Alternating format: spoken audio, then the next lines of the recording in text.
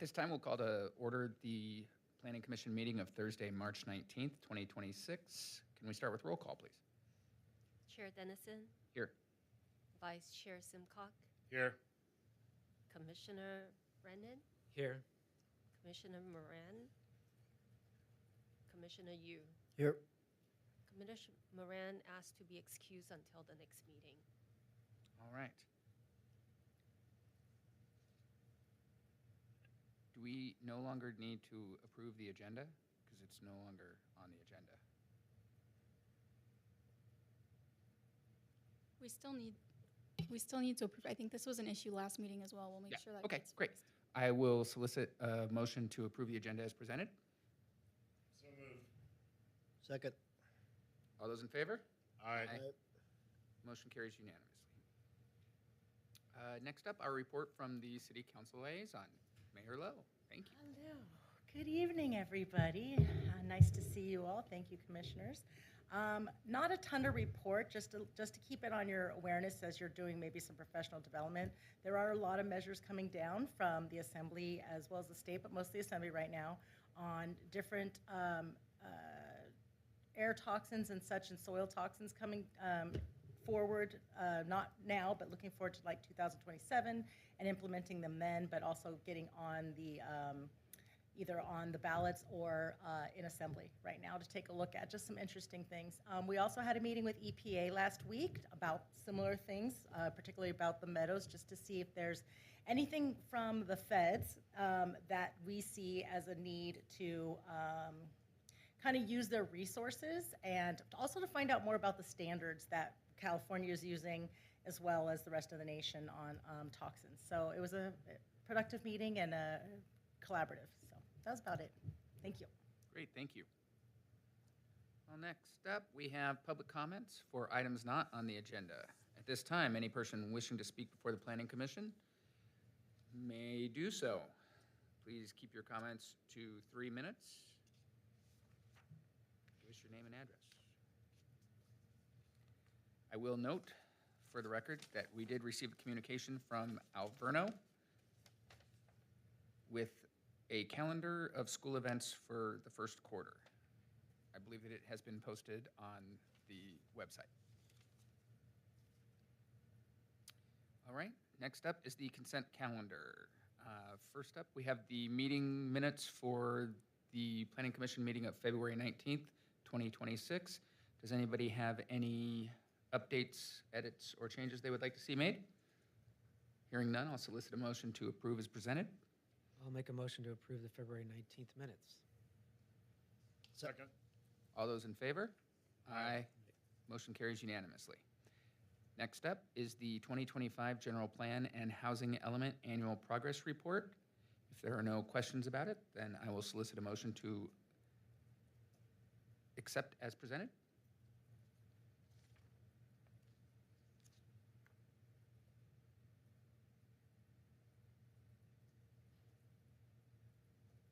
I'll make a motion to approve the 2025 General Plan and Housing Element Annual Progress Report as presented. I'll second. All those in favor? Aye. Motion carries unanimously. Next up is a discussion item.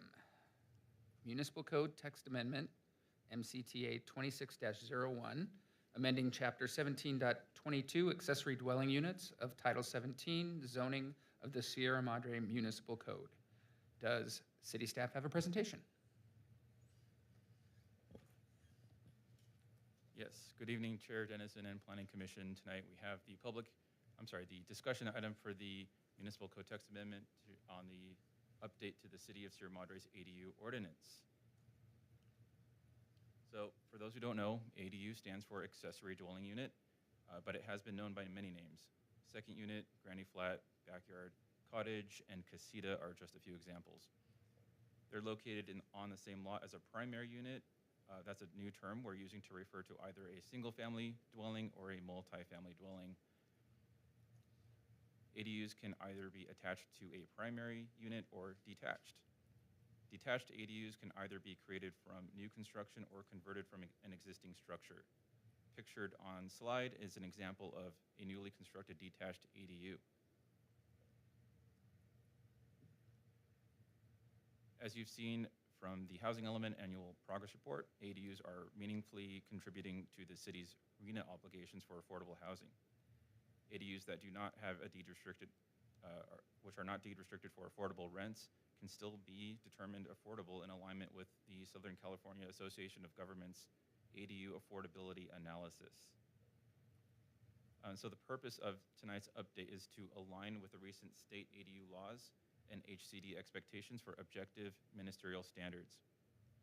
We're also looking at a cleanup for internal conflicts and technical errors within the existing ADU ordinance. We'll also like to clarify ambiguous provisions so applicants and staff can apply rules consistently and predictably. And lastly, to support the housing element strategy to remove governmental constraints and encourage more housing options, including ADUs. Now I'll turn it over to Deputy City Attorney to elaborate on state laws related to ADUs. We very recently had our presentation on these new state laws, so these are the exact same ones that we covered in that legislative update, but here's an overview of the ones that are implemented in this ADU ordinance. And starting with Assembly Bill 1154, and we are looking at removing the owner occupancy requirement for JADUs with independent bathrooms.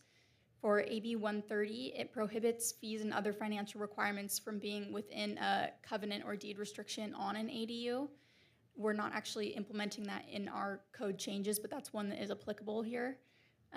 AB 462 allows for detached ADUs to receive their certificate of occupancy before the primary dwelling has, when that primary dwelling was subject to being damaged or destroyed by an event that was part of a proclaimed state emergency. And Commissioners, I wanted to note at this point that staff has fielded questions related to urban lot splits on properties that have existing single-family units and ADUs, where the single-family home is on the front half of the lot and the ADU is detached on the back half of the lot. An urban lot split there would require the conversion of an ADU to a single-family dwelling. The implication is the circumvention of this public facilities fee, or otherwise known as impact fees in the state ADU law, that would otherwise be required for the development of a single-family dwelling. Back in 2020, the City Council considered these fees as a barrier to the creation of ADUs and decided to waive all city-related impact fees otherwise applicable to ADUs.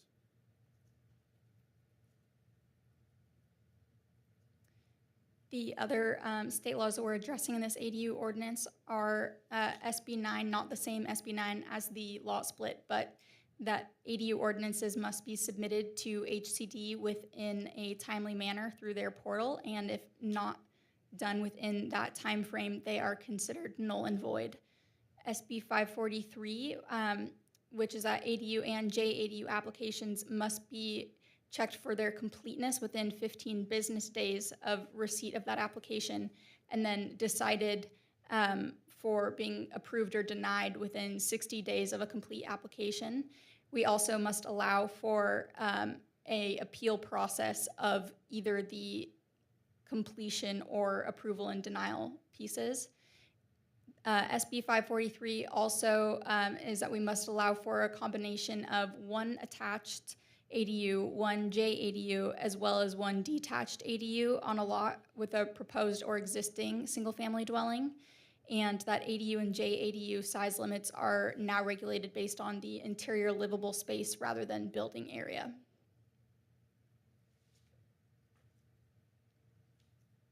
And for cleanup items, we're looking at the references to state law.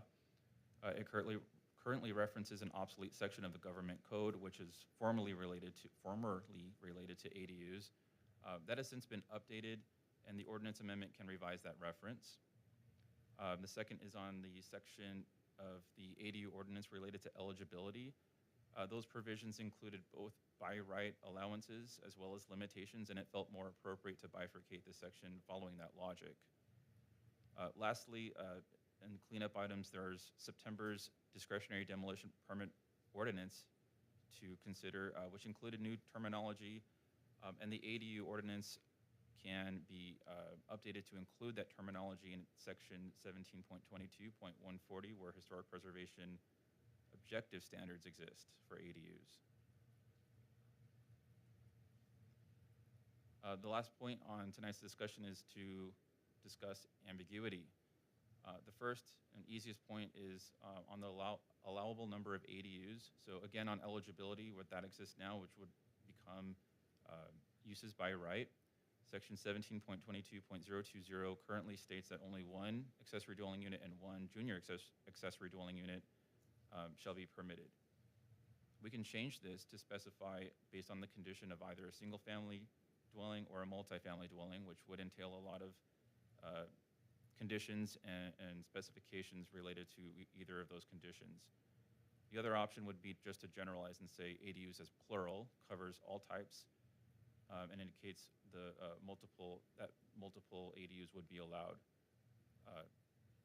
with respect to the zone or the parcel that allows for residential use. The second option would be saved from further allowances amended by future state laws. As we saw with SB 543, we're now allowing an additional dwelling unit, an additional ADU on single-family lots.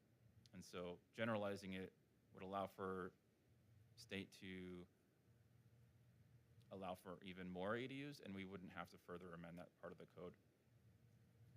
The second part would be on procedure. We're recommending that there be a timely resubmittal provision, and that means that when applicants receive the determination of incompleteness, that they must resubmit within a certain time.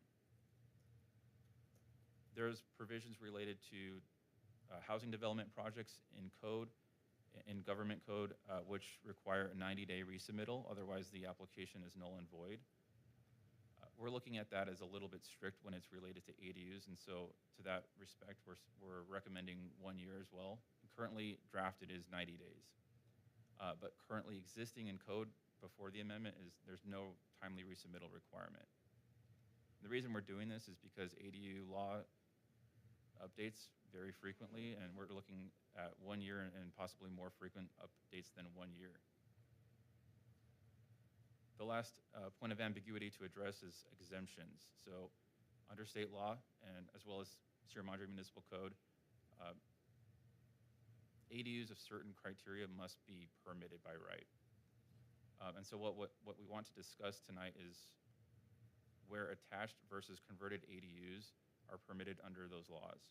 And I'll elaborate more on the next slide. Do we have any questions thus far?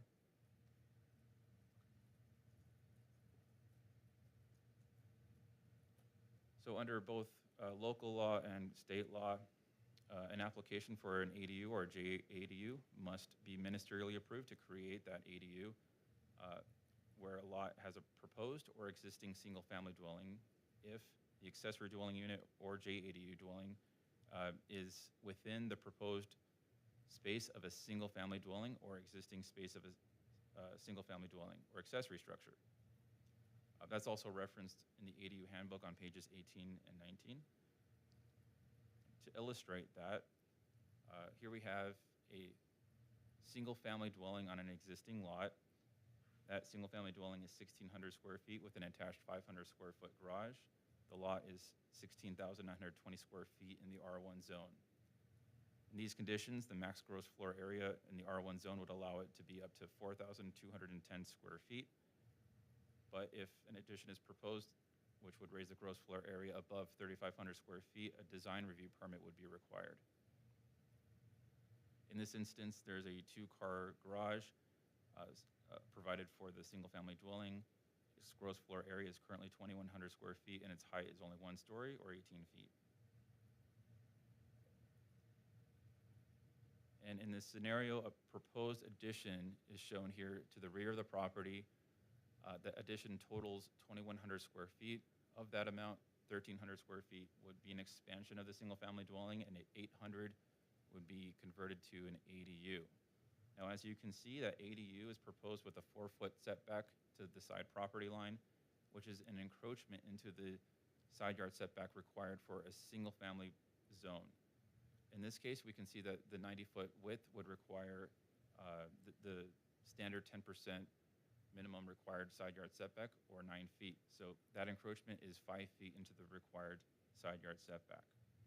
Additionally, the gross floor area of this addition would result in a design review permit required Moreover, we see that the parking is not met because when the residential area exceeds 3,500 square feet, the parking requirement becomes 3 covered spaces. And 500 square feet cannot, 500 square foot garage cannot supply for 3 cars. This demonstrates that a JADU could also be converted of that garage, and an ADU can be built detached from it. So what we're saying is, in that first exemption, it's not saying that an ADU is attached brand new. It is converted from the proposed space of a single-family dwelling. And in this case, it's the proposed space of the addition. So this scenario that you see on screen is not something that we would allow under strict interpretation of the law. For comparison, I also want to bring up the second exemption because that contemplates the new construction of a detached ADU. So under the first exemption, that's going to include ADUs and JADUs that are conversions of existing or proposed spaces of a single-family dwelling. It can also include the conversion of an existing accessory structure. If it's a JADU, it must comply with certain development standards, which include a limitation of 500 square feet. And if it's an ADU, its side and rear yard setbacks must only be sufficient for fire and safety only. There's no requirement for a 4-foot minimum. Additionally, the ADU, converted from an existing or proposed space of a single-family dwelling, has no size requirements stated in that state law, nor does it have any height requirements. In contrast, a new construction detached ADU must meet certain requirements such as a 4-foot side and rear yard setback, a maximum square footage of 800 square feet, and a height of not more than 16 feet. In conclusion, we're looking at the part of the phrase where it says within the proposed space of a single-family dwelling. Essentially, that proposed space must be either approved by right or approved through an applicable discretionary entitlement. Thus, the exemption allows an applicant with an approved new single-family dwelling or single-family dwelling addition to propose an ADU within the space of the proposed new single-family dwelling or that addition and receive ministerial approval, even if the ADU requires exterior modification for ingress or egress, altering the design that may have been subject to a discretionary approval.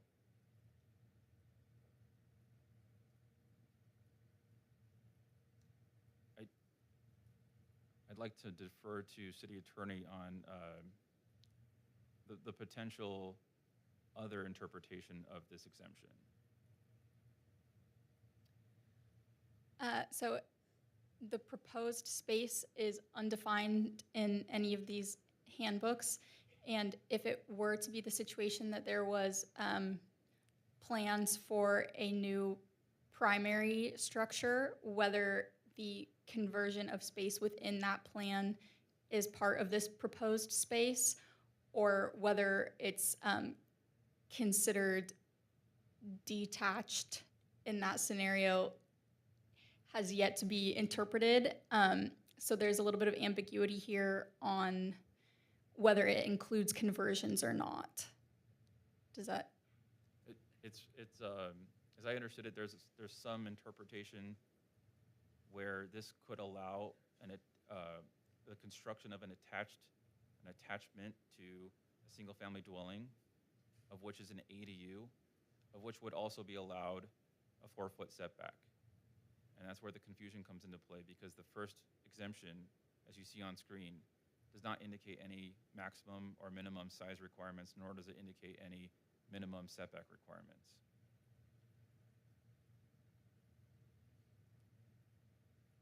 So the recommendation of staff tonight is for the Planning Commission to review the proposed amendments to the Sierra Madre Accessory Dwelling Unit Ordinance as proposed by staff.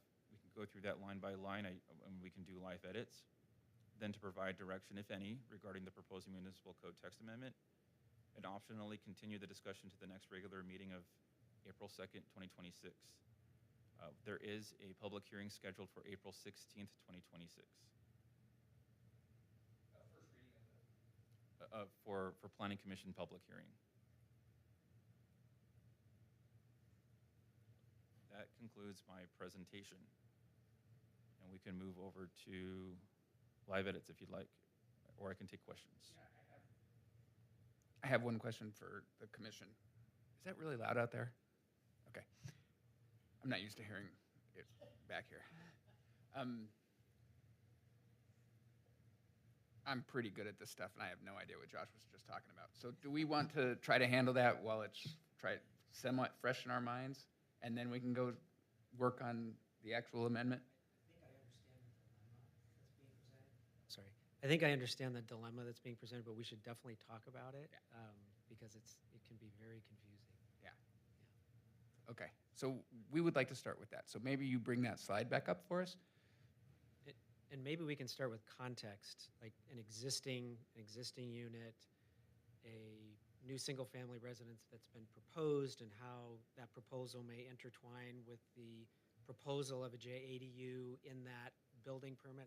All those things, I think. Yeah. Maybe just creating more scenarios and having more of a dialogue would be helpful, I think, with the commission, potentially. Yeah, I agree. So are you able to bring that slide back up? So I want to start with the text in the state law here. And in layman terms, if you were to read this, I want to say it could indicate that someone can convert a proposed space, which ultimately doesn't make sense. If I want to propose an ADU, I'm not going to come forward and say, I'd like to propose an addition to my house and then convert it. Why would you convert space that does not yet exist? Unless it's already been approved on record. And so It's to get around, I mean, the answer is obvious. It's to get around limitations on square footage. We saw that on that house on Sierra Meadow, right? The house at the corner there, the really super deep lot. They put that whole plan together, and on the plan, they showed us the ADU they were gonna come back with, but we weren't allowed to consider it, but we know they're coming back to put it on as a JADU. So that's the purpose of it, right? Is that what we're worried about and solving for? Is that people are gonna game the square footage by proposing part of it to be a JADU? yes, and I would potentially say we would want to make sure that we're being consistent with the general plan, consistent with R1 single-family dwelling neighborhoods. That's to say, not allowing a bigger single-family dwelling than would be otherwise allowed. That's to say that someone could build a single-family dwelling as big as they want and then convert part of it to the extent the law allows. Well, but I thought what your concern is the opposite. That because they're saying, so if you go back to can you go back to the slide with the example on it? Yeah. So what you're saying is that because they took that top corner and proposed it to be converted to attached ADU, and they're converting some other part of it to the JADU, that none of that square footage would be considered, and therefore would lower the amount, putting them under the discretionary review permit. That's correct. Okay. And so that's because of the ambiguity of the proposed term, and there hasn't been enough case law, or HCD hasn't made a decision yet? And to layer more complexity into this, We got to slow down. Correct. You are, The ambiguity is purely coming from that term proposed space. okay. And so because of that, the ambiguity of that, it is possible that by proposing something to be a JADU or an attached ADU, that you're removing that from the total square footage count, which would lower the thresholds and increase how much your maximum coverage could be. Correct. Okay. Does that make sense to everybody? Okay. And so if there's no case law out there to, or a decision hasn't been handed down from HCD, right? Because that's what'll happen. It won't be case law. It'll be HCD that comes out and makes a decision. Correct. Neither in their handbook nor guidance letters have they spoken to this yet. Okay. I think I'm ready to understand what the exemptions are now. so under the looser interpretation or more permissive interpretation of the exemption, that would potentially allow for a condition such as you see on screen where an ADU is attached to the single-family home, the single-family home as a proposed addition, which puts it at 3,400 square feet under the requirement for a design review permit. But you see the ADU is 800 square feet with a 4-foot setback there, potentially in line with that exemption. Drawing from both the first and second exemption where it allows for an 800 square foot ADU with a 4-foot setback, even though this is not detached. The first exemption, it's basically a combination of the first and second exemption. Okay, and which exemption section are you talking about? Are you talking about the one that exempts, so at the very bottom of the code, there's an exemption section? Is that the one you're talking about? There is, on the Sierra Madre Municipal Code, that's section 17.22.060. Under Government Code, that is section 66323. In both cases, it's part A1. And then if you want to look at the handbook, that's on page 18 and 19, that explains it in a little bit more understandable terms. But I guess, what is it an exemption from? That's a little bit confusing to me as well. When you guys kept referring to them as exemptions, I only realized that you were referring to our code, because in the government code, it's not necessarily an exemption from anything except not being given ministerial approval. Okay, so all it's saying is that you are, what is it saying? If it's not an so exemption. These are things that shall be approved, meaning that there's not a situation that they wouldn't be if they meet what we're outlining in 17.22060. Okay. I mean, we're jumping ahead to the conversation because, truth be told, I was gonna lobby to remove that whole section because it seems a little superfluous, but we can get to that later. So the exemption is basically saying, our code calls it the exemption section, and what it allows for is for you to build these by right if you pitch it to us as a proposed ADU or JADU.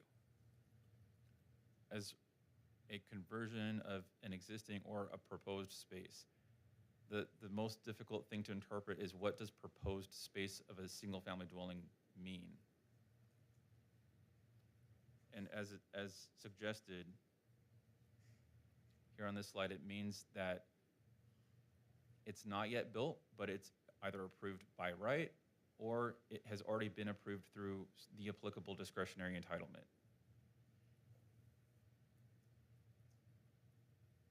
Okay. And this is going to be determined by HCD, so it doesn't matter what we write. We'll be back here. I have proposed in what you guys see as the red line as just mirroring Government Code 66323, and however we interpret proposed space is yet to be necessarily drafted as a codification, with the intent that either we work through this on our end or HCD provides timely input on what this means. But either way, it is a situation that we should determine before it comes to the counter. So you're saying that on code, it just matched the state law, and our practices be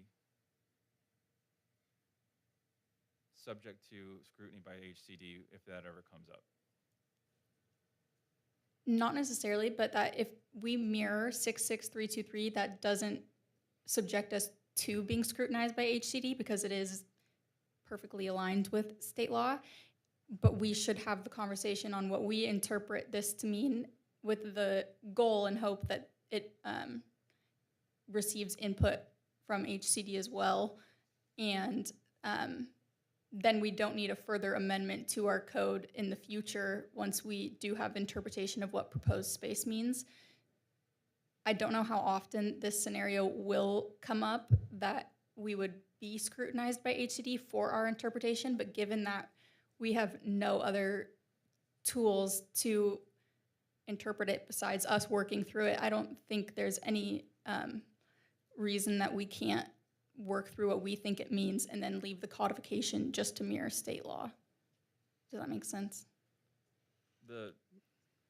my understanding of the reasoning to codify it would be to have expectations on both sides of the counter, so that applicants can read the code and say, okay, I understand, and I know that I'm expected to go to the counter and say the addition to my home would need to meet the underlying and governing codes of the R1 zone. And then when I get that approved, I can ministerially get part of that converted to an ADU if I so wish. And that's a valid reason to codify it. I just think this is a really like in the weeds technical interpretation that isn't like frequently an issue given the fact that like no other cities or HCD guidance talk about it. But I will defer to you. You experience how often this comes up or not. So When was the last time that you had an application that would have met or exceeded a threshold because of the determination that something was an ADU or not? It's currently happening. Okay. Lovely. Okay. My initial take on it, should we be deliberating now, or are we just Can I ask asking questions? I don't, and there is no other form, there's no avenue to get some sort of consultation back from HCD or just to check? we can always write. So HCD has actually been sending some other cities letters that they need to update their ADU ordinance, and they're offering guidance through that avenue right now, working in consultation with cities that have been flagged as needing to update theirs. We fortunately have not received such a letter from HCD. I would imagine that given that they're doing that with other cities, if we were to ask for an advice letter or give them a copy of our ordinance, that's something that I haven't seen done, but we could always try and do. Do we have to give them a copy of our ordinance, or can we say this is we're struggling to interpret proposed in the context of the state law? Yeah, I Can like you that. provide Yeah, I think that clarification would to make this? more sense in our scenario. Yeah. For other cities, they are looking at their actual ordinance draft, but because we haven't gotten a letter that they need to do that, we could ask just for the specific piece. Yeah. I think that makes a lot of sense. It's getting the ruling before we write the code, because, and if it's happening today, then if you have HCD who's giving you guidance, you're not going to get reversed.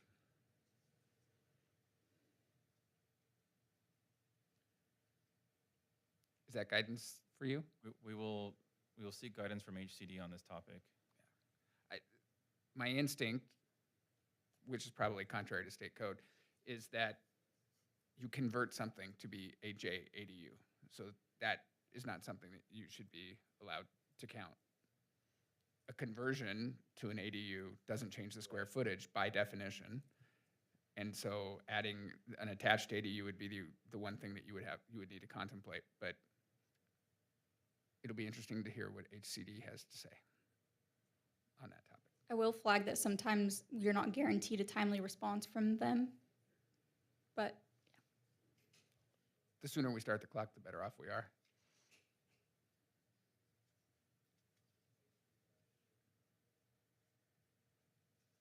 Okay. Do you want to, should we start flipping pages?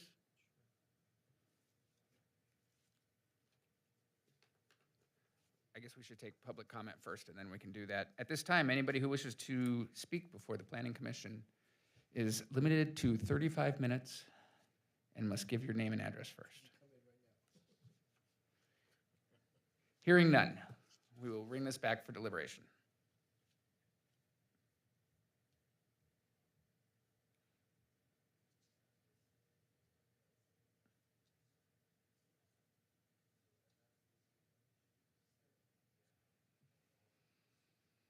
My first question is at 1722-020. Does anybody have anything before that?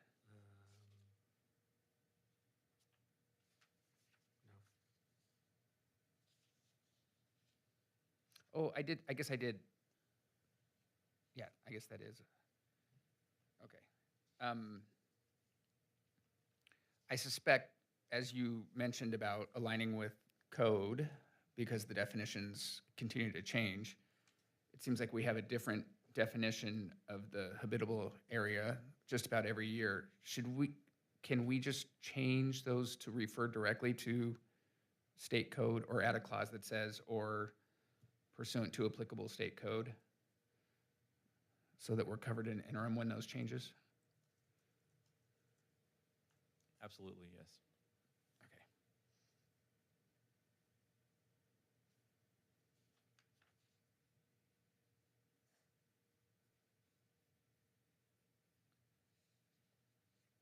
And then my next edit's at 43, unless somebody has, line 43, unless somebody has it before it.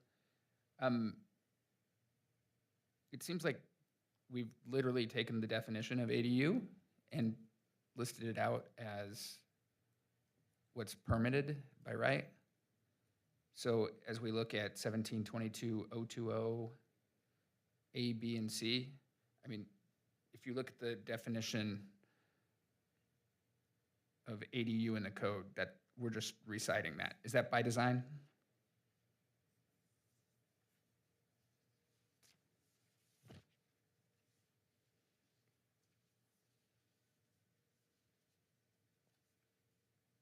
I would have to look at the definition of ADU in 17.08, so just give me one moment.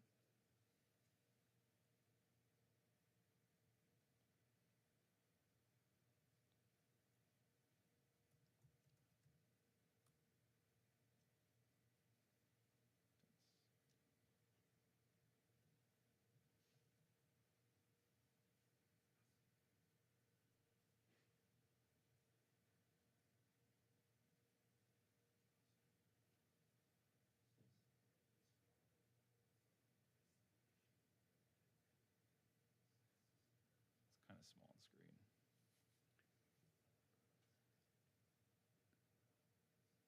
I guess if we're delineating, here's what it takes to be redelineating. I worry when we have definitions listed more than one spot, that when they change one spot, we miss them in another.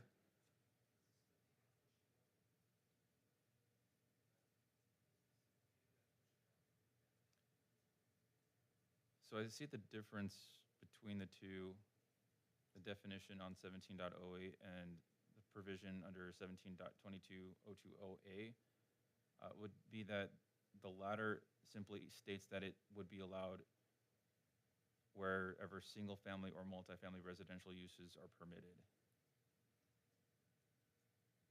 So do we need to adjust the definition under 1708, or do we need to, or you think this is delineated properly? We can adjust the definition to match it if you'd like. The intended difference is just to clarify that like it wouldn't be in a commercial zone. So if you'd like that included in the definition in 1708, we could add that. But I think just the intent was different, that it's not necessarily defining it. It's like saying where they're eligible. Got it. Okay. Anybody have an opinion one way or the other? Okay. Let me look at my notes. Sorry, I had time to look at this today, so I have lots of notes. 1722-030 is my next note. In A,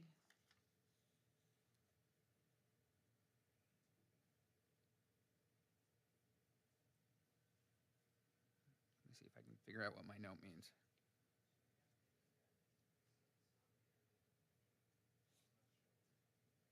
I'm sorry, in B, where we talk about fire sprinklers. I believe that there's a lot of code out there that has a square footage where you should put sprinkling in, even if it's not 50% of the house or this, that, or the other thing, right? So like, let's say you have just a massive garage that you're converting. If you have a 2,000 square foot garage, it seems like we might want to ask that you sprinkle that section. So I don't think there's a prohibition on adding sprinklers over a certain square footage in state law. Is that correct? there's a limitation on when sprinklers can be required, and if it's not required for the primary unit, then it cannot be required for the accessory dwelling unit. So if there is a 2,000 square foot garage, in your example, is that attached or detached?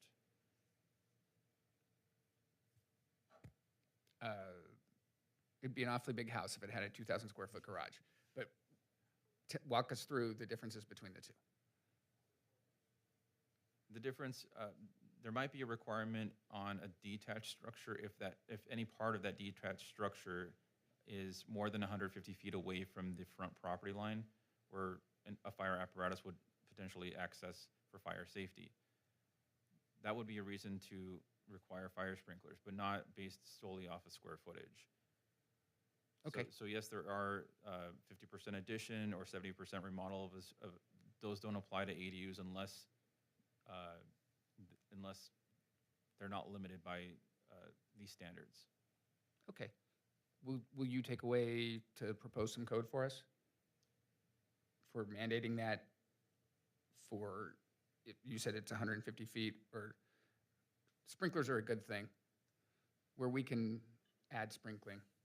We haven't codified some of the specific fire code provisions because they are subject to changing so regularly.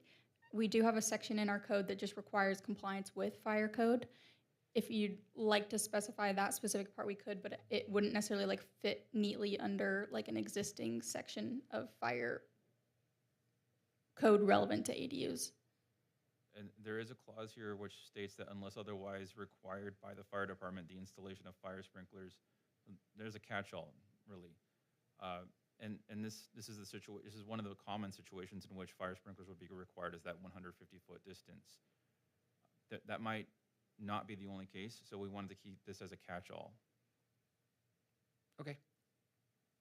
Can I have a follow-up on that? So let's say if that 2,000 square foot garage was converted into an ADU, but the primary house is not fire sprinkler, then the 2,000 square foot converted ADU is not required to have a fire sprinkler. And that's a state law that says that you can't require? You cannot require if the primary is not fire sprinkler. That's 66314 in case you want to look it up. I don't.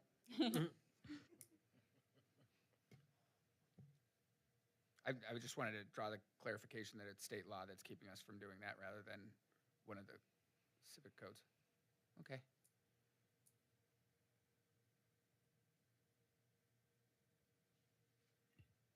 And I also wanted to add that once there is a SB 9 lot split, that 2,000 square foot converted ADU becomes the primary house. When you convert it, because it's existing non-conforming, there's no requirement to have them comply to the current code. Build a lot of houses. Let them burn. Got it. I was just thinking it might be, we have a thing with 2 conditions listed out as 1 and 2, but we have a 3rd condition, like, unless the fire department says it, should we move that to be a condition? Like, so 3, and so just to kind of get rid of unless otherwise required of the fire department, it just seems like it would read a lot easier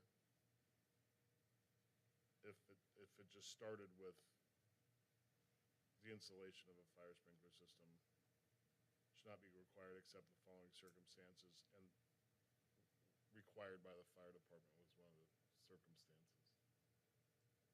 But the fire department is part of the review of all the ADU applications that come through. Yeah, the same way that you're already required by the fire department review to have non-combustible materials, but we list that out as a condition as well.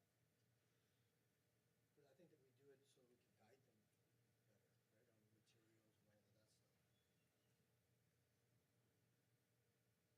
and all of that stuff. If you have a text change, you can propose it. Yeah, I was just thinking, it would just, I don't know, it's kind of hidden. It seemed, not hidden, but, you know, it's kind of lost in the middle of the paragraph, so honestly, I didn't see it at first. Where we're listing conditions, so like just 333, or 1, yeah, where it was unless otherwise required by the fire department.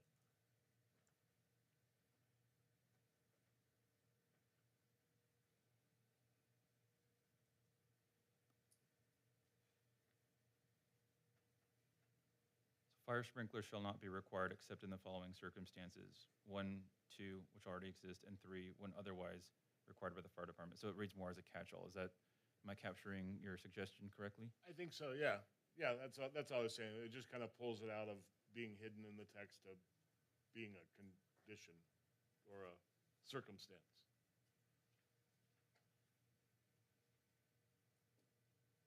Great suggestion. Thank you.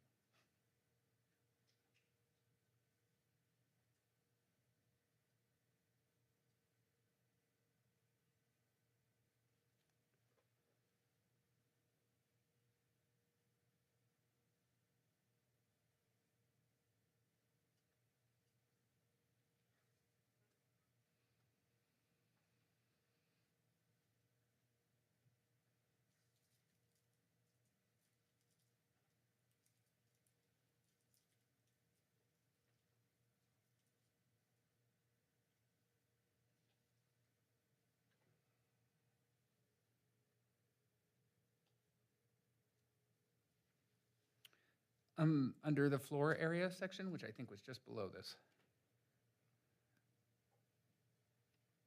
Where is the 850 square foot attached number from? Comes directly from state law.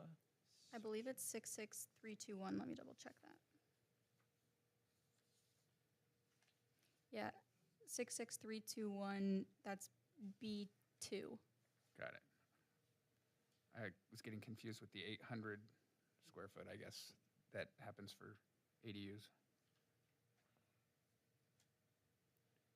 And that's specific to where we're talking about, this is attached or detached for the 850 versus the 800 Attached. is not. This is the attached.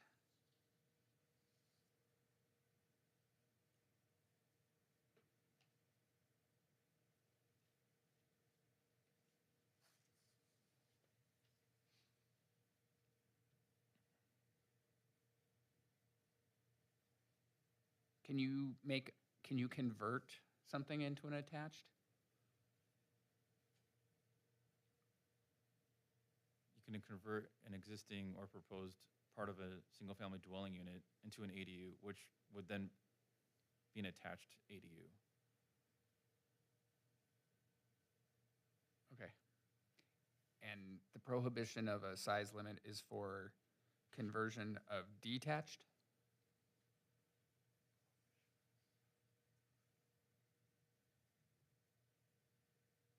The maximum so we're not allowed to impose an ordinance with a maximum that's either attached or detached that's less than 850.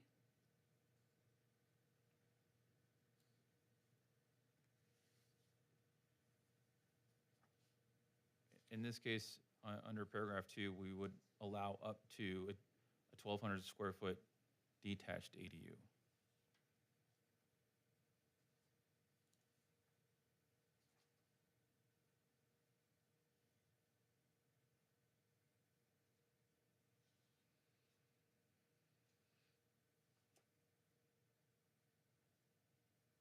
So on a detached ADU that is a conversion of an accessory structure, there's no cap. That would be correct. Correct. Not from state code, no. Okay.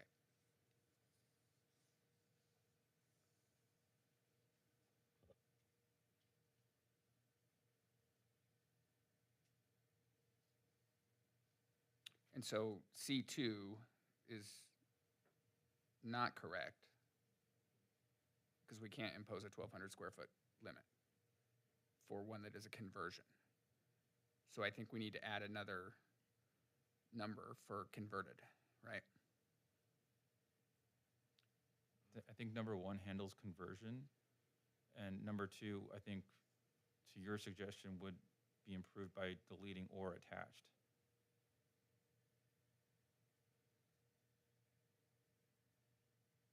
Well, but number one, That's, okay, so let's talk about that. I think we're creating, I think you've done a really good job of separating all of these out, and then we kind of snuck one in there. So I think that we should probably pull out detached, because the size limit applies to detached conversions, not attached conversions. So we should probably put the detached conversion onto its own line item. Does that make sense? I am following, just trying to figure out where that makes sense, unless you have a suggestion. I would add a new 5 and make the existing 5 6.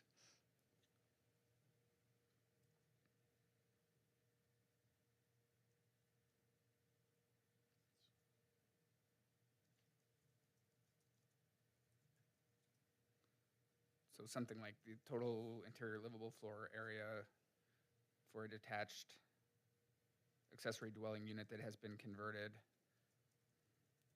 shall have no limit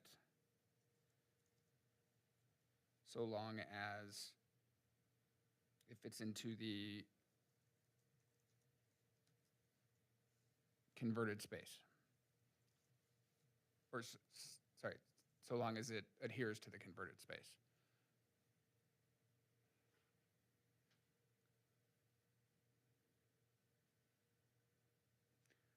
So that's a great question that I had as well. Can you diminish a conversion?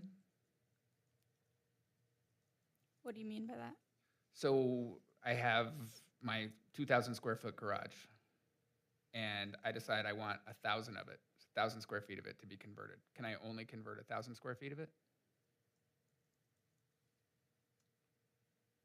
I ask because I think the law says that it has to conform to the existing space. And so I was trying to get clarification, if you're doing a conversion, do you have to convert the full space? I don't think you have to convert the full space so long as, like you were insinuating, it's within that same space. Okay. I don't have a citation for where that's codified, though. No, so you could put a ADU in, like if you had a really deep garage, you could make a normal deep garage and have an ADU behind it. I think that's what we're looking, that's kind of what we're saying. Right. 2 levels, or like, yeah, the basement of my neighbor has a huge garage with a full-size basement under it.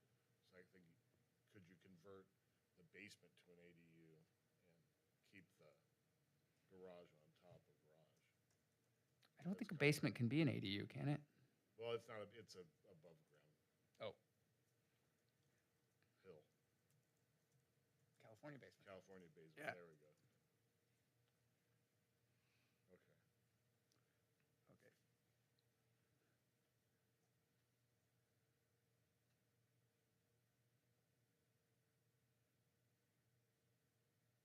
Yeah. Yep. I think that helps clarify.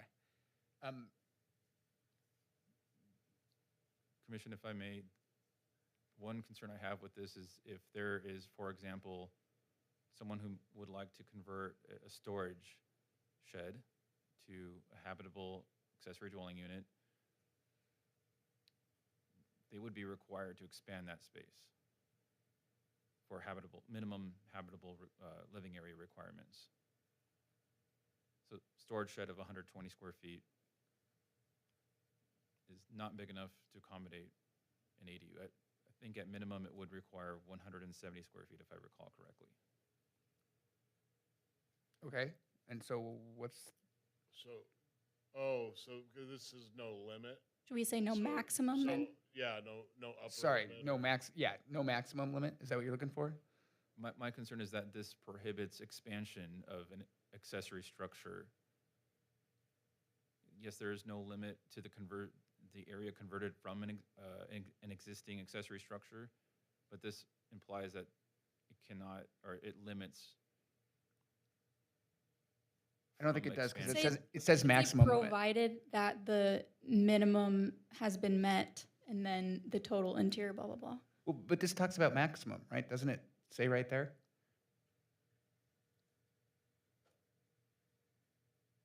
Or we should change the language. Instead of saying no limit, Yeah, shall have no maximum. maximum limit or, But I think his point still is true, where even if we say no maximum, there would still be a minimum that it would have to meet, which could require that it would go beyond the existing structure. Okay, I'm fine with adding, so that each one has its own delineation. It just conforms to everything else, right? It's 170 or 180 square feet, right?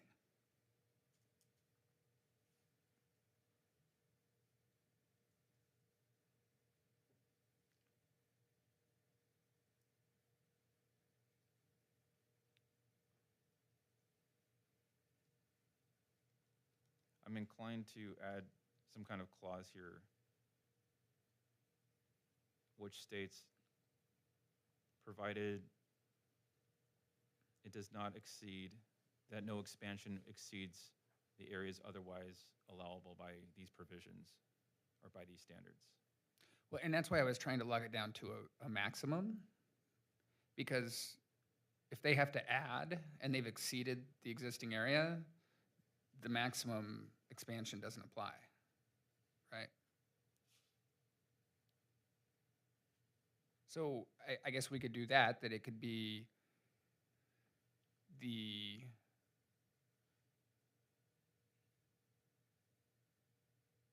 greater of 1,200 square feet or the existing converted space.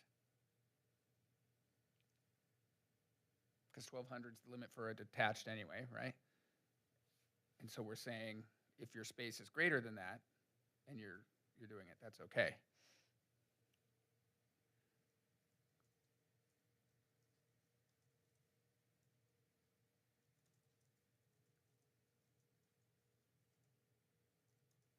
Because if they take an accessory building and it's 100 square feet, they can add 1,100 square feet to it.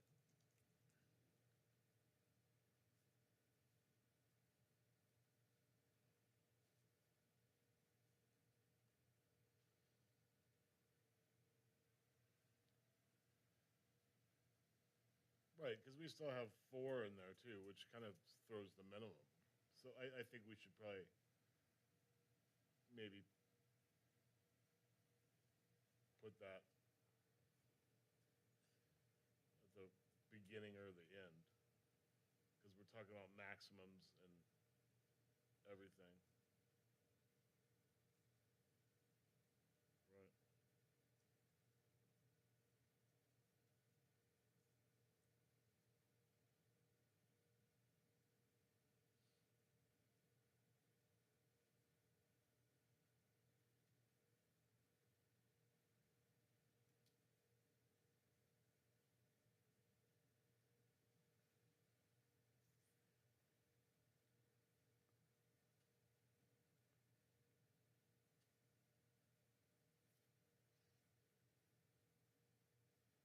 Good?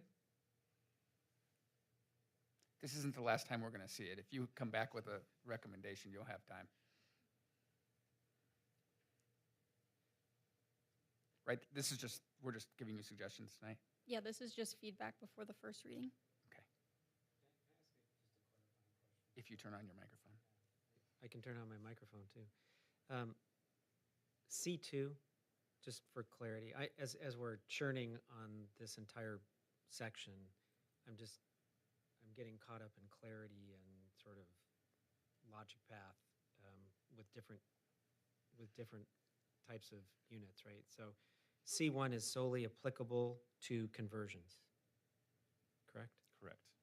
C2 is not related to conversions, but still stipulates square footage, which is more lenient, and that can be detached or attached. But so essentially, if I'm going to go through a conversion process, I have to adhere to C1 Of an attached. of an attached. Yeah, but it's conversion, right? Yes. So C2 says I can have up to 1,200 square feet. I shall not exceed 1,200, which is greater than C1. So obviously there's a distinguishment because it's detached, right? Right. So that distinguishes it from C1, but it also says it can be attached, but it's not subject to conversion. So that would be new construction. That is correct. I hear what you're saying, and to alleviate the confusion, I would suggest deleting after detached or attached, I was wondering if that needed, yeah. because we did add attached in C1. So yes, that created a duplication. So say that one more time, Senior Planner Wolf. So C2 would say, are you suggesting to change to C2?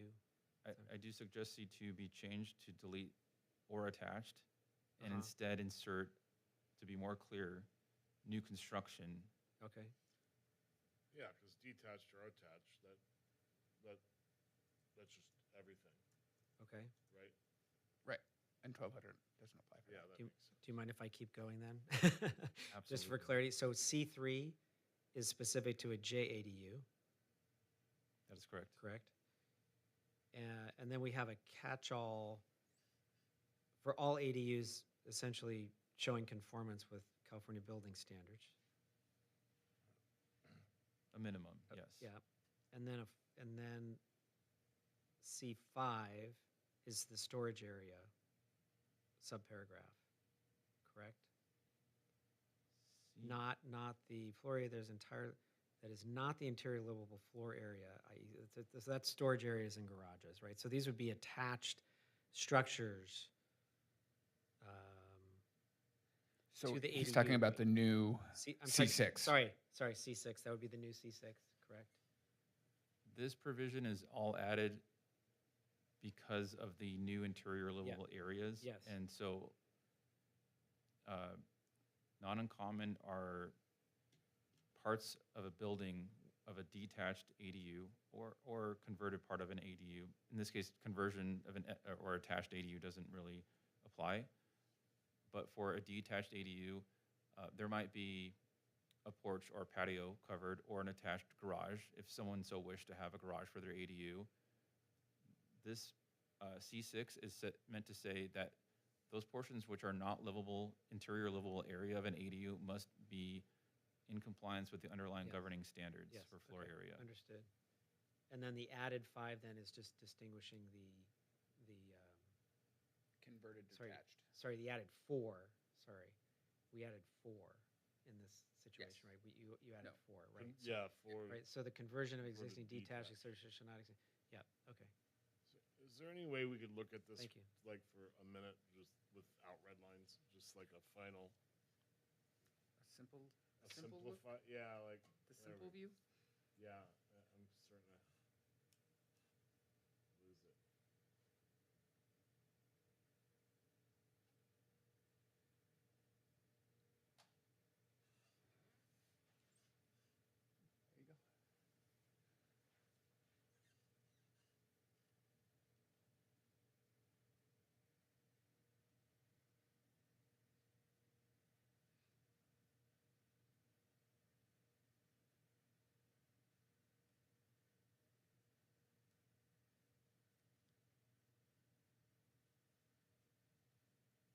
Oh, sixes, okay. Yeah.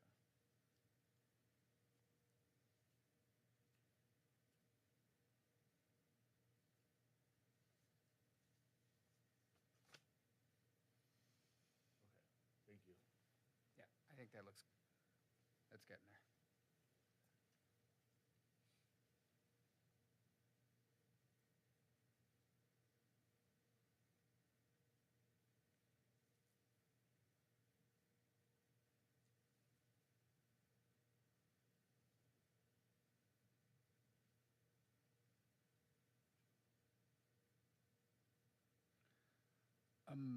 Okay, are we good on that? Ready to keep Mhm. going? Height standards. This is all state code dictated, the 16 and 18 if you're on a, Correct. So we are absolutely trying to keep being in keeping with the general plan here. So to the extent height would be allowable, it's only as state law dictates. and so if I understand this correctly, if you have a 20,000 square foot lot and your house is built at the far back and it's 2-story back there, you can 4 feet from your neighbor build an 18-foot high ADU. Only if that two-story structure you're talking about is a multifamily dwelling. Otherwise, the ADU must, maximum height would be 16 feet. Okay. Does it become a multifamily dwelling when you put a JADU on it? It does not. A JADU or ADU is not a primary dwelling. So a primary dwelling Okay. unit would be a single-family dwelling or a multi, so very distinct in this case. Okay. And I do think that isn't aligned with the state law. I think there's other provisions where ADUs do not count toward multifamily uses or as multifamily uses. Correct. And just as a random question, do our angle plane laws apply here at all, or codes apply here at all, or do they get overridden by the state? I assume with a 4-foot setback that they get overridden by the state. Yeah, like, I would think so. Because it is objective. You don't have to I- answer now, but if you guys would think about that. I believe that does apply, so that does encourage for sloped roofs away and discourages, modern or other square and cubic type structures at 16 feet and 4 feet away from the property line. Okay. We'll look into this because it is tricky with development standards, and I'm not confident on that point, so we'll research that.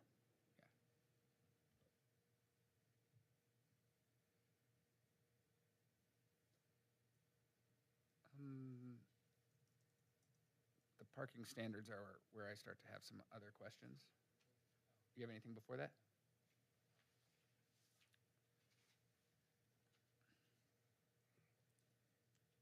So in F1, we use the language designated. It feels like a should, shall kind of conversation to me. What is meant by designated? Because it sounds, depending on how you interpret it, you could say designated means I'm taking one of the existing spots and making it for the ADU. And so I wanted to confirm that that's not the intention in there, and if it isn't, that we change that language. In practice, this means that it must be designated independently of what would otherwise be required for the primary unit. And this is usually shown as a place within a driveway where parking can be provided for the ADU.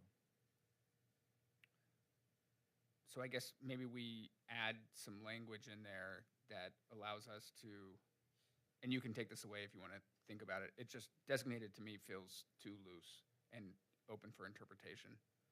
I don't want people coming to the counter and say, well, I can designate one of my existing spots as one of the parking spots, because that's not the intention here.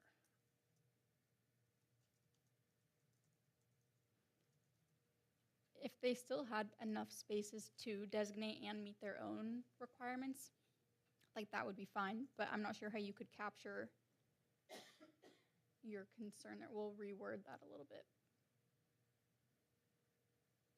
I mean, you could say one on-site parking spot or parking space shall be required for each. If you just change designated to required, I think my concern goes away.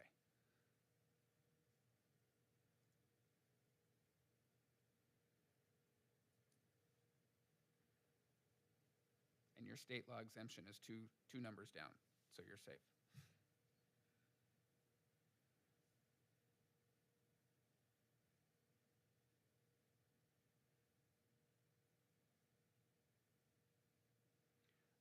In F3, Romanet 2, it says City Council designated historic district. Are there any other kind of historic districts?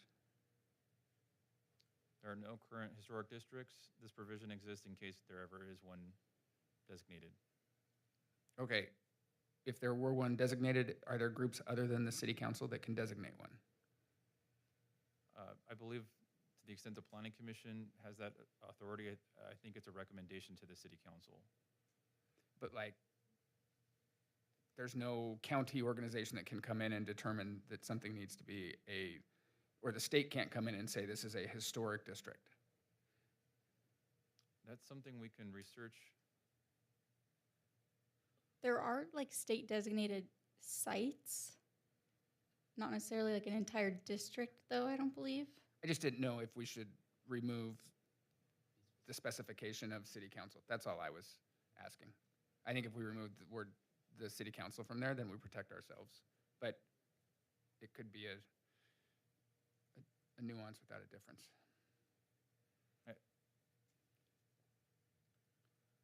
I would take that suggestion and do it anyway, because generalizing it, I don't believe hurts any part of this What if- provision. What if I say I designated it?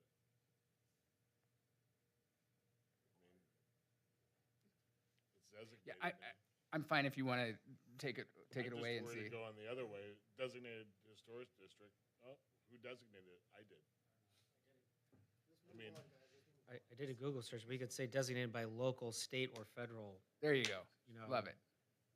you know, Perfect. yeah. Bodies, yeah, I don't know. Something. I don't know if any of those are, we'd have to do some, you can do the research. But it does say that there's possible ways where the state could be involved, like Yeah. listed in the California Register of Historical Resources. I don't know, but You could we could ask staff to take that away and clarify. Maybe we- formally designated, you could throw some adjective in there, There you go. but There's something. Yeah. Just something to get.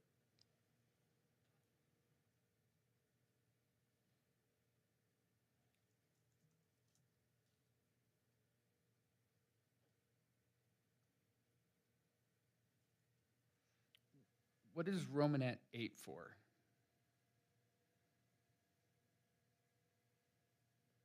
That was not a requirement that had existed early on. This was because those zones are thought to have and provide plenty of area on their lot for parking anyway. But it does exclude the canyon zone. That's where we apply these standards the most.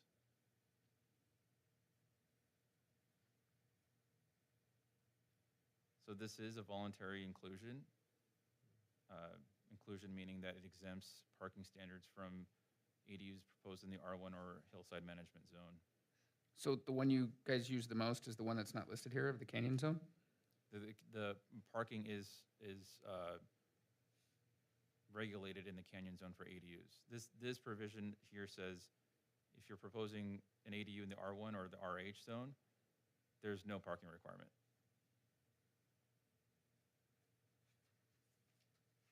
I don't get the hillside one at all. I think that's actually the opposite. That should be, I personally feel that we should make people park in their driveways if they live up in the hills, especially with all the fire stuff that we've seen. We don't want people on the roads. So I would recommend taking out the hillside management zone. How do you guys feel about that?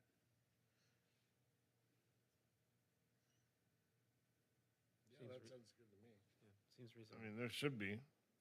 And should we make an exemption of The canyon. the canyon? If that's, I guess, help me understand, if you said you make exemptions in the canyon the most, is that covered somewhere else?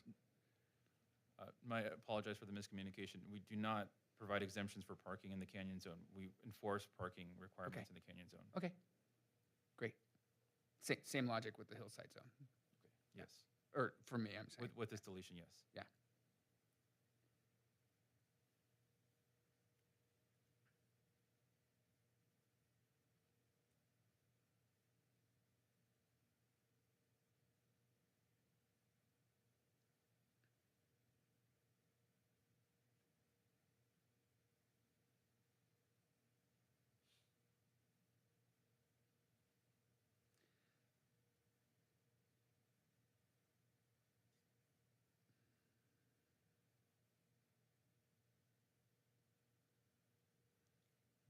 And so, help me with the interplay between the exemption section and why they wouldn't need a parking spot.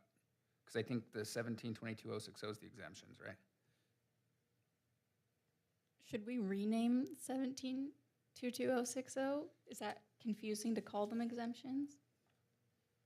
I mean, having one exemption section reference another. No, I'm trying to understand what it is that qualifies you from the exemption section from needing a parking spot. That's what I'm asking. So all ADUs that qualify for exemption under 1722-060 are all exempt from parking. These provisions here and standards related to parking apply related to non-exempt ADUs. Okay, They have what's the their own difference exemption. between an exempt ADU and a non-exempt ADU? An exempt ADU shall be permitted regardless of underlying zoning standards such as floor area or lot coverage, whereas exempt ADUs shall be allowed and then permitted regardless of the underlying compliance with the underlying zones, lot coverage, and floor area standards.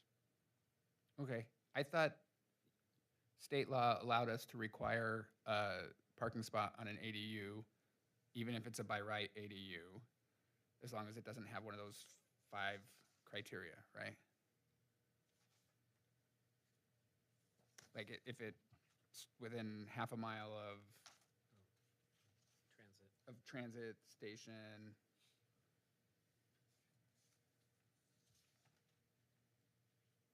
So it's Romanet 6. The unit is, so this is the one you're talking about, right? Yes, Romanet 6.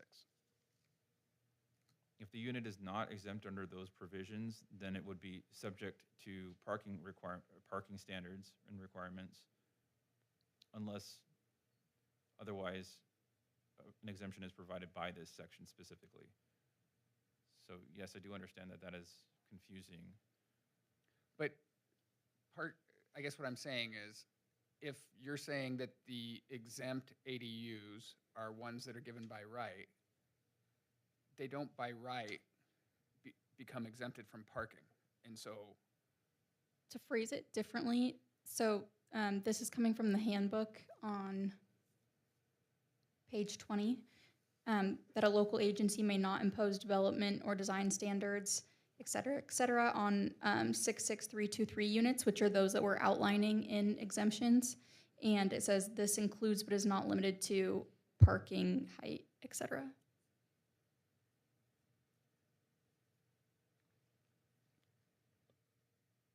so the handbook from HCD goes further than the state law? Because I don't think that's what the state law says. We can research this to double Yeah. check. It's my understanding that we can't require parking for 66323 units, and that is state law, but I'll look into that. Okay.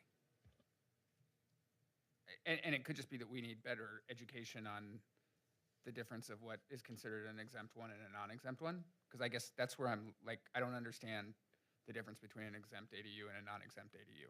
Because my understanding is if you're within a couple of those guidelines, like, you get it no matter what. So I guess I'm having a hard time tracking on what the exemption section, and I don't think it's the name. I just, I think the applicability to non-exempt ADUs applies more toward ADUs that are above 800 square feet than anything else. So if someone is proposing an ADU that is, say, 900 square feet, that 900 square foot area must be in compliance with the underlying zone standards for floor area and lot coverage. And if it doesn't meet those standards, then it can be denied. But if it's at 800, then it qualifies for the exemption under both state law and 1722-060. okay. So Yeah, we should definitely rename that section. I don't think exemptions gives it a good, maybe call it the by right, or we should figure out how to say that it's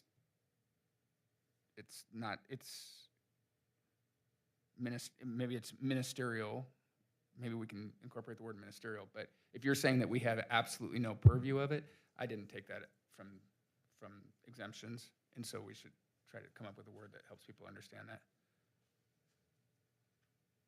Some other city codes that I've seen have similar sections that they refer to as statutory required mandatory approvals, or like something similar Yeah. to that. Yeah, Yeah. That would probably be easier for people to understand, I think.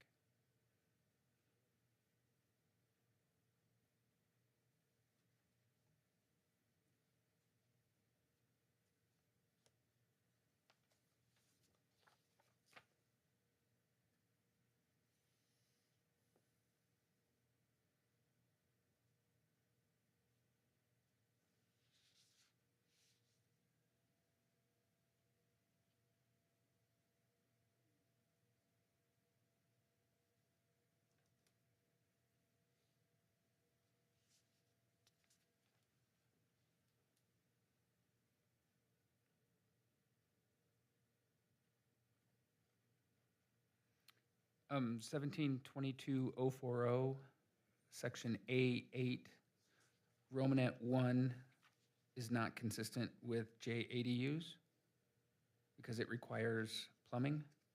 And I think that the new JADU law says that you can have, or bathrooms, because the new JADU law says that you can use a common bathroom, right?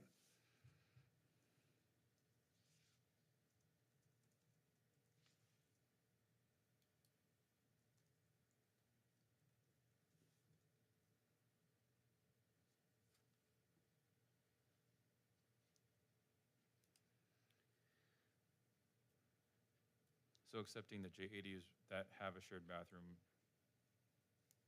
Yeah. is what you're suggesting be added? Yeah, there was some language similar to that somewhere else that was really concise, but that may be it. That may be it. So do we want that on 1, or do we want that on 8? Like, do we want that for the whole section?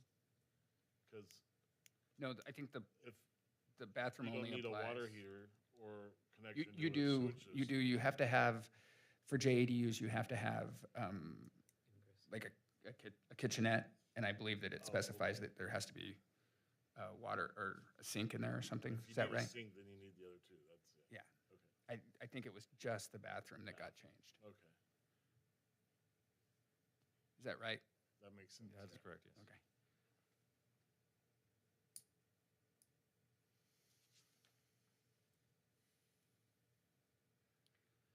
And then good old 1722-100.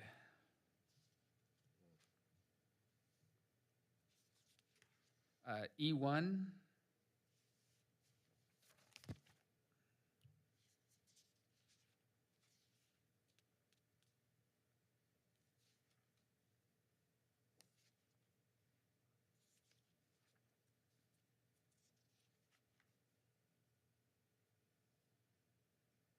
As you correctly identified in the comments, we were going to look into how long it is that they have to rebuild, because there are different requirements for ADUs than there are for primary houses, and if they never go back and rebuild the primary house, then their house is now, we've allowed them to make a non-conforming house, right? So is that something that you guys have done research on or are going to do research on? Yeah, the government code provision that allows for this exception doesn't give a deadline, actually. There is no time limit. We can choose to impose one. We had workshopped the thought of doing it tied to the sunset of the emergency that was proclaimed. The problem is there's also not state law requiring that a sunset date be given or when that needs to be given, how long they have to keep extending it. So we propose doing the latter of, if there is a sunset, giving a year of that, or 6 years total from when it first was proclaimed. Okay, but I guess practically, if they haven't built their primary house and they're living out of their ADU now as their primary house and it's non-conforming for a primary house, we have no ability to do anything, right?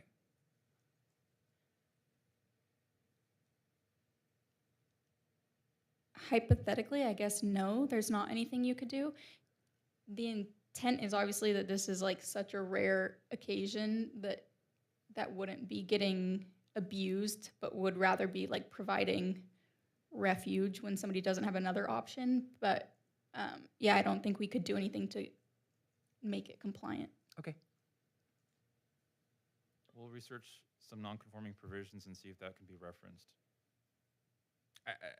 I don't know that there's, even if we find one, I don't know what the recourse is, right? So you can't force people to build, and I don't think you can block a sale if they haven't built, right?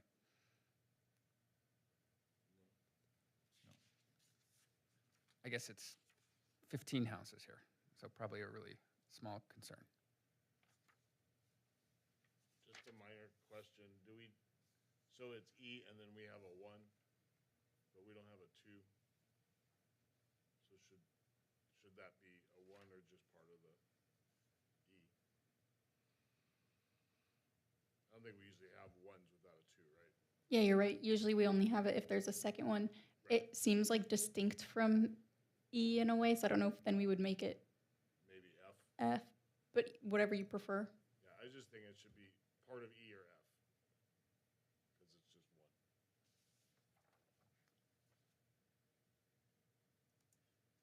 Did anybody have any other proposed changes or feedback?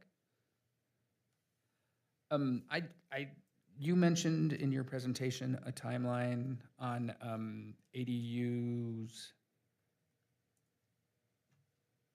I guess if they did not give you a complete package on how long till that expires. And I My- wanted to follow up, in your presentation, I think we had said 90 days, 1 year, or none. There is currently a provision for 1 year. There are, however, like government codes that say analogously in other situations, 90 days. So that's what we're working on, the ambiguity there. Yeah, I would recommend the 90-day timeline for a couple of reasons. The ADUs are exceptions. They are, you get them by right. So I don't feel like we need to give extra latitude. And the state laws are changing frequently enough that if you are within a quarter of the end of the year or the new year, you could easily get stuck in a different set of laws, right? Because you're bound by when you file your permit. And so we're now carrying on and creating holding over older laws. Wait, maybe I'm thinking about this the wrong way. Maybe we want the older laws. Right. We didn't list it on the options here, but I have seen some places that do 180 days, somewhere in between there. We'll get back to you on that one. I guess we want to think about that one. Was there other feedback that you wanted from us? I believe that was it regarding the ambiguity portions. Okay. And you have what you're looking for on the text amendment? Yes, thank you. Anybody have anything else on this matter? All right. Thank you. And thank you guys for your feedback. This is obviously a complicated code to work with, so your feedback has been really valuable on working through that. It is. And as always, thank you, Senior Planner Wolf, for taking on drafting these complex things. Credit should also go to Deputy City Attorney for that as well. She did most of that heavy lifting. Yeah, thank you. Thank you both. All right, next up, reports from Planning Commission.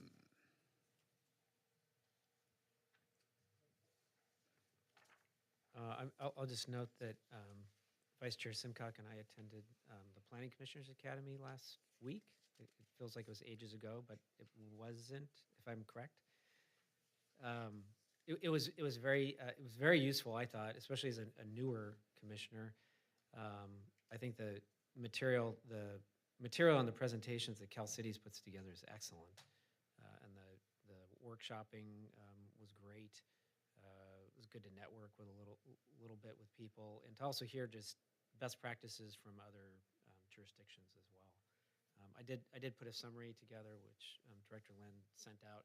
The only other thing I would say in addition to what, or I guess one thing I would reinforce In my notes, there are fantastic resources online, whether it's via Cal Cities or specifically for the Planning Commission. There's the ILG Planning Handbook, which is an online tool, and it's actually better. I went to download it, but it's 400 pages or something like that. It's actually easier to work with it online because it's subsectioned out and has really great material. I just thought it was a great, fantastic resource. So I thought it was well worth our time. Yeah, ditto. Thank you for doing all that. Yeah, thanks for going, and thanks for putting together the recap. Yep. I will note, as we're doing reports from planning commissioners, in case you have forgotten or haven't gotten 500 emails from them, your Form 700 annual filing is due before the last day of the month. So get those filed. They will find you. It's not cheap. And it's capped at $100. Reports from city staff. Chair Dennison, I also attended the Planning Commissioners Academy for one day. I apologize. I failed to state your presence. The takeaway for me was a recommendation from another commissioner from other cities that they are providing standing meetings for the commissioners. So I'm looking forward to doing that with all of you.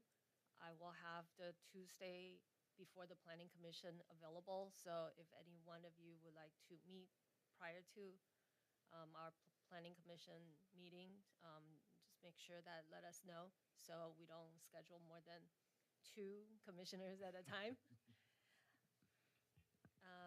Our next presence will be at the Wisteria Festival. So city staff, planning department has a booth at the Wisteria Festival on March 28th. So feel free to stop by and say hi to us. We'll have materials for the public, for the ADU, the business license, and also promoting our general plan, open space, and conservation element updates.